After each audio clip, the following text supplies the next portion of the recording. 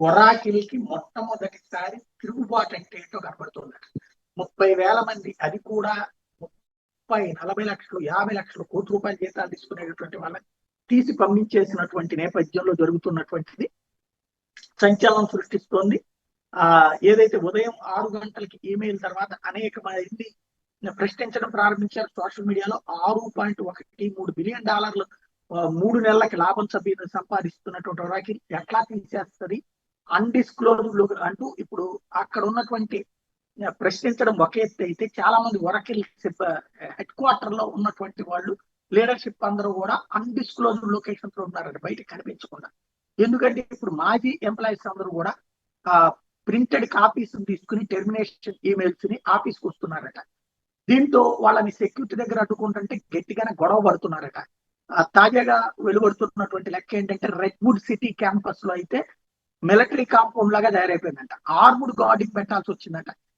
ఐడీలు check చేయకుండా లోపలికి పోనీయట్లేదట. Parking కూడా లోపలికి యాక్సెస్ రిస్ట్రిక్ట్ చేశారట. ఎగ్జిక్యూటివ్ ఫ్లోర్ కంప్లీట్ గా లాక్ చేసి పడేశారట. ఒరాకిల్ కి సంబంధించినటువంటి సిబ్బందికి అంత భయపడుతున్నటువంటి పరిస్థితి. టోటల్ గా 30,000 కుటుంబాలు ఒక్కసారి ఉన్నోళ్ళు ఉన్నట్టుగా రోడ్డు మీదకి పడినటువంటి నేపథ్యంలో ఈ పరిస్థితి తలెత్తింది. లారీ ఎలిసన్స్ యాచ్డ్ 3 సెక్యూరిటీ బోట్స్ ఉన్నాయి. అలాగే సాఫ్రా క్యాడ్జ్ ఫోటోగ్రాఫ్ చేసుకొచ్చారు. ఈ పబ్లిక్ బ్లడ్ బాత్ కి సంబంధించినటువంటి ఇష్యూస్ ఇప్పుడు, అంటే అక్కడ ఎట్లాంటి దారుణమైన పరిస్థితులు ఉన్నాయి, మా రక్తం ఓడి పనిచేస్తే ఎట్లా చేస్తారా అన్నటువంటి ప్రశ్నల్ని రేకెత్తిస్తూ చేస్తున్నటువంటి వీడియోస్ ఇప్పుడు వైరల్ అవుతున్నాయి. ఫార్మర్ ఒరాకిల్ వర్కర్స్ అయితే టిక్ టాక్స్ చేస్తున్నారు. ఏదైతే ఎలిసన్ దగ్గర $300 బిలియన్ కాంపౌండ్ కి సంబంధించినటువంటి ప్లేస్ దగ్గర కూడా చేసుకొస్తున్నారు.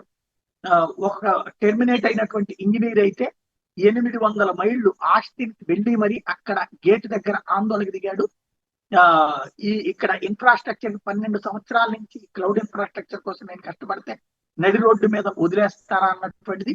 ఓవరాల్ గా ఒరాకిల్ ఏఐ ఆల్గారిథమ్స్ లో 30,000 మంది ఆల్గారిథమ్స్ కారణంగా 30,000 మంది ఉద్యోగాలు కోల్పోయినటువంటి వ్యవహారం అయితే పెద్ద సంచలనమే అవుతుంది రోజు రోజుకి కూడా.